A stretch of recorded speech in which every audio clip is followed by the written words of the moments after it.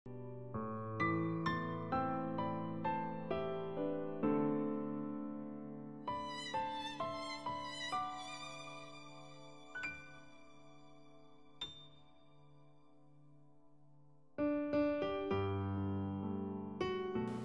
sekalian, selamat pagi. Saya menyampaikan renungan pagi dengan masih hubungannya dengan seri guru-guru palsu. Dan kali ini sama seperti kemarin, ciri guru-guru palsu yang pasti binasa. Kita membaca 2 Petrus pasal 2 ayat 15 sampai 17. Demikian firman Tuhan. Oleh karena mereka telah meninggalkan jalan yang benar, maka tersesatlah mereka, lalu mengikuti jalan Biliam, anak Beor, yang suka menerima upah untuk perbuatan-perbuatan yang jahat. Tetapi Biliam beroleh peringatan keras untuk kejahatannya, dan peledai beban yang bisu berbicara dengan suara manusia dan mencegah kebebalan nabi itu. Guru-guru palsu itu adalah seperti mata air kering, seperti kabut yang dihalaukan taufan. Saudara sekalian, guru-guru palsu sesungguhnya orang-orang yang dahulu pernah mengecap kebaikan Tuhan, sudah mengalami perubahan hidup, sudah meninggalkan cara hidup dunia, menjadi orang Kristen dalam arti yang sebenarnya. Tetapi saudara sekalian, sayangnya mereka berbalik kepada cara hidup yang lama. Kebenaran ditinggalkan, ajaran kitab suci diabaikan, lalu berbalik mengikuti cara hidup yang sesat dan bejat. Memang untuk menjadi guru itu harus dimengerti oleh banyak pendengar bahwa dia adalah orang Kristen. Tetapi sayangnya mereka adalah orang Kristen yang telah murtad kembali. Dalam ayat 22 dikatakan mereka digambarkan seperti anjing yang berbalik kepada muntahnya, atau seperti babi yang mandi kembali ke kubangannya. 2 Petrus 2 ayat 22.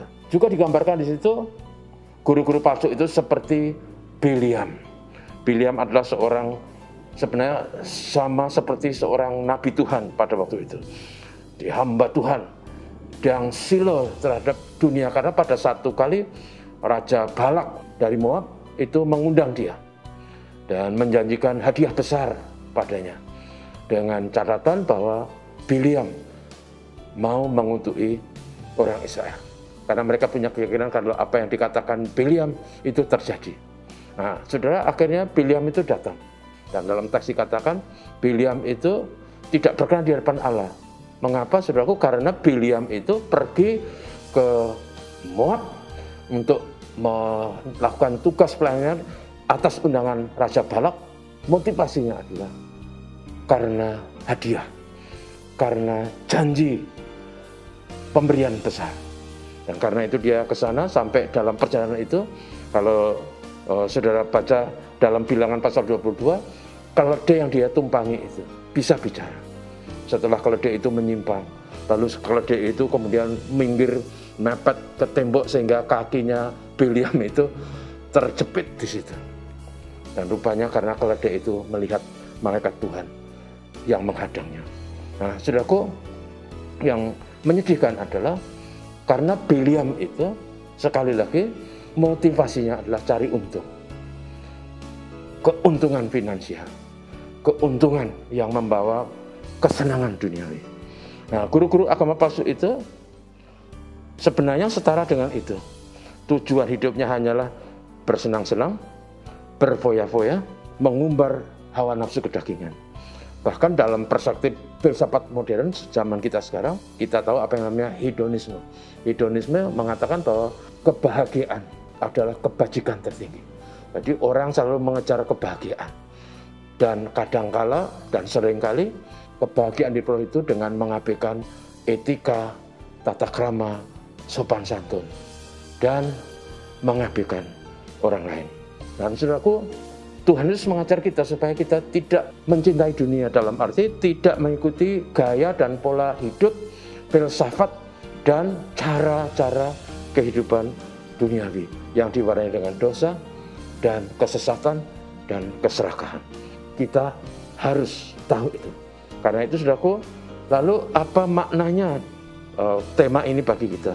Guru palsu itu dengan ajaran yang menawarkan gaya hidup duniawi itu, yang sekarang sangat disenangi, digandrungi oleh dunia, itu harus menjadi peringatan bagi kita supaya kita waspada dan tidak terseret, sehingga iman kita tidak luntur dan cara hidup kita tidak hancur.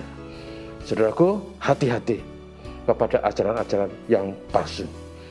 Pegang firman Tuhan, pelajari firman Tuhan, supaya kita tahu yang benar dan yang tidak benar.